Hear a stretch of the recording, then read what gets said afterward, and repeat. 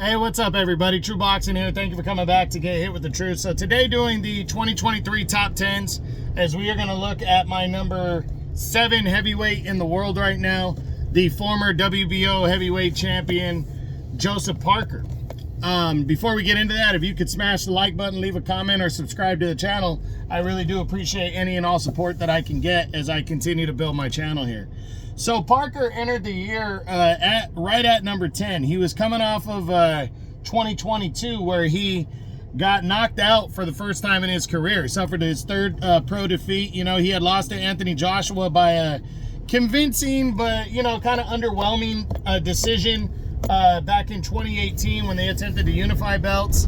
And then he had lost a very close decision to Dillian White.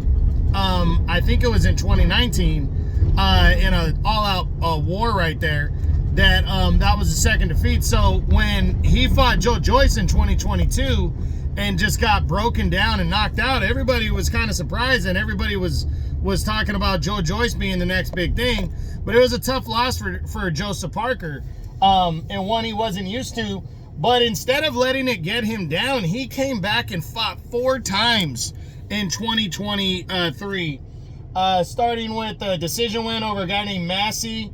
Then he took on another guy named Opalu and got a first-round TKO. Then he took on a guy named Simon Keene. And got actually, that was on the Fury Nagano undercard. And he got a third-round knockout. And then he got a huge opportunity to go to Saudi Arabia and be Deontay Wilder's setup guy, is what he was basically built as. And, you know, there really wasn't a lot of people that thought he was going to pull the victory off because he was basically the setup for Wilder to fight Anthony Joshua finally. But Joseph Parker came to fight, and he came to win. And he had a game plan. And I did say going into that, when I did my breakdown video, I picked Wilder, but I did say if Joseph Parker fights the perfect fight, he can win that battle because of his style and the fact that he can take punches, and he also has power himself. So, you know, I did believe Parker could make a dent on Wilder, and he did. He landed some good shots on Wilder. They went back and forth a little bit, but for the most part, he just neutralized Wilder's power and ability to extend that big right hand and land those big shots. And Wilder's timing wasn't there for being so inactive the last couple of years. And Parker just took advantage of all that and broke down Deontay Wilder, hurt him in one of the rounds, and went on to a very convincing 12-round unanimous decision as he bounced back in spectacular fashion in 2023, and has now set himself up for big things in 2024.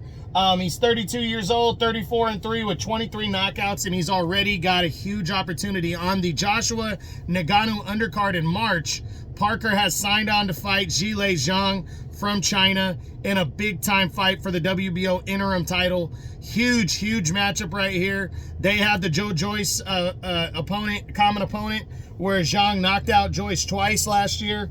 And, you know, Joyce had the knockout win over Parker. So Parker's definitely going in an underdog against Jang, and it's going to be an interesting fight. I think Parker does stand a chance in this one, but I do believe, if picking right now, I would pick Jang to win this fight. But I do believe Parker does stand a decent chance of pulling off the victory. And after his win over Deontay Wilder, he's rolling and just wants the big fight. So, win or lose, I think Parker likely is still in the top 10 by the end of the year. But if he beat Jang and becomes a WBO interim champion, he probably moves into the top 5 or right around the top 5. So a lot riding on this fight with Jang. It's a huge opportunity and a huge fight for Parker that he set himself up with by scoring the biggest victory of his career and one of the biggest upsets of the year over Deontay Wilder. So can't wait to see it in March. And a victory there just sets Parker up for something huge in the second half of the year as well. So we'll see what happens. But even a close loss to Jang would really do wonders for him. Again, I think stylistically and in terms of you know, the kind of fighters that they are, I think this is set up to be even if Jang beats him by a decision, it would be close. So we're gonna see what happens. You know, personally, I think Jang has the power and the tenacity and the aggressiveness to knock out Joseph Parker, but we're gonna see. Like I said, Parker is no pushover, and he's riding high with confidence right now following that upset victory and the biggest victory of his career. He had always kind of wanted that highlight or that signature win. His biggest win prior was probably that win over Andy Ruiz, which was a controversial majority decision in his home country in New Zealand. And that was when he won the WBO title, but he didn't really get that signature win after that. And Deontay Wilder, this was decisive, no doubt. It wasn't in his home country, and that was huge. So that's it. That's what I got. That's my 2023 top 10s on my number 7 heavyweight in the world right now, the former WBO champion, Joseph Parker. I hope you enjoyed the video. If you did, smash the like button, leave a comment, or subscribe to the channel. I appreciate any and all support. This is True Boxing. You've been hit with the truth.